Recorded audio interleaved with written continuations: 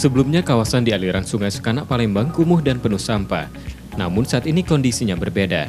Sejak direvitalisasi 2018 lalu, aliran sungai yang bermuara ke Musi ini tampak lebih bersih dan indah.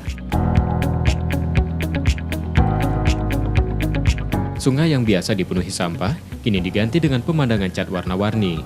Di lokasi ini diberi dinding pembatas antara rumah warga yang dihiasi dengan sejumlah lukisan.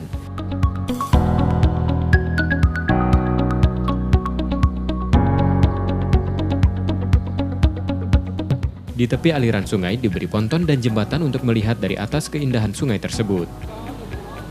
Setelah perbaikan setiap hari, aliran Sungai Sekanak dibersihkan dari sampah kiriman. Warga pun dilarang keras untuk membuang sampah ke sungai ini. Dari dulu jauh berbeda. Kalau sekarang memang sudah bersih karena setiap hari kami kerja di sini standby dari pagi sampai sore. Kalau dulu agak kotor sungai ini, tapi sekarang alhamdulillah bersih. Wajah baru Sungai Sekanak menjadi perhatian. Tak jarang warga yang datang ke tempat ini untuk berwisata sambil bersuah foto.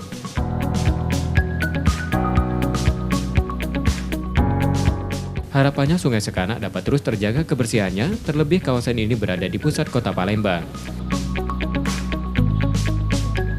Reski Oktora, Muklas Diferensial, Kompas TV, Palembang.